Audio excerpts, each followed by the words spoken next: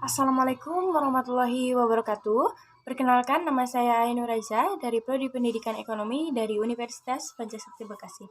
Baiklah, di sini saya akan menjelaskan sedikit mengenai putaran mata kuliah PPKN.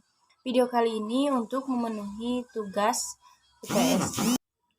Langsung saja untuk materinya, yaitu mengenai landasan hukum dan landasan historis pendidikan kewarganegaraan.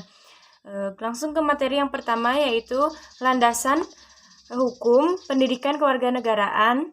Yang pertama yaitu ada Undang-Undang Dasar 1945, yaitu pembukaan Undang-Undang Dasar 1945 alinea kedua dan keempat pasal 27,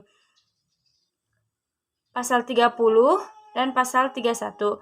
Kemudian kedua TAP MPR nomor 2 MPR 1999. Kemudian yang ketiga itu Undang-Undang Nomor 3 Tahun 2002 tentang Pertahanan Negara.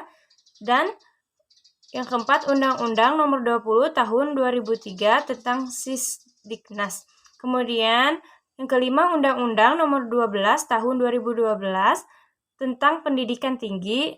Dan yang keenam, yang terakhir yaitu SK Dirjen Dikti Nomor 43 Dikti Kep 2006 tentang rambu-rambu pelaksanaan kelompok mata kuliah pengembangan kepribadian di perguruan tinggi.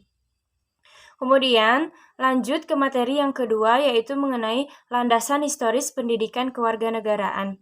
Secara historis, PKN sering berganti-ganti nama atau istilah seperti yang dijabarkan berikut. Yang pertama yaitu perkembangan sipis di Amerika. Pelajaran sipis pertama kali diperkenalkan pada tahun 1790 dalam rangka mengamerikakan bangsa Amerika atau Theory of Americanization, negara Amerika yang terdiri dari imigran yang memiliki latar belakang kultur bermacam-macam. Oleh karena itu, mereka harus diamerikakan supaya warga negaranya memiliki resepsi yang sama tentang negara serta memahami hak dan kewajiban sebagai warga negaranya. Kemudian yang kedua, perkembangan sipis di Indonesia yang diajarkan di SD, SMA, SMP, dan SMA. Kemudian yang ketiga yaitu kewarganegaraan setahun 1957 yang membahas cara memperoleh dan kehilangan kewarganegaraan. Kemudian yang keempat, sipis tahun 1961 yang membahas tentang sejarah kebangkitan nasional Undang-Undang Dasar 1945. Pidato-pidato politik kewarganegaraan yang terutama diarahkan untuk nation and character building bangsa Indonesia. Kemudian yang kelima, pendidikan kewarganegaraan tahun 1968 yang berdasarkan kurikulum 1968 berada dalam kelompok pembinaan jiwa Pancasila untuk di SD maupun menengah. Di SD terdiri dari pendidikan agama, kewarganegaraan, bahasa Indonesia, bahasa daerah, dan olahraga. Sedangkan untuk SMA tanpa bahasa daerah. Kemudian yang keenam yaitu Pendidikan Moral Pancasila atau PMP kurikulum 1975 yang bertujuan untuk membentuk warga negara Pancasila yang beriman dan bertakwa kepada Tuhan Yang Maha Esa. Kemudian disempurnakan dengan kurikulum 1984. Kemudian yang ketujuh yaitu Pendidikan Pancasila dan Kewarganegaraannya atau PPKN kurikulum 1994.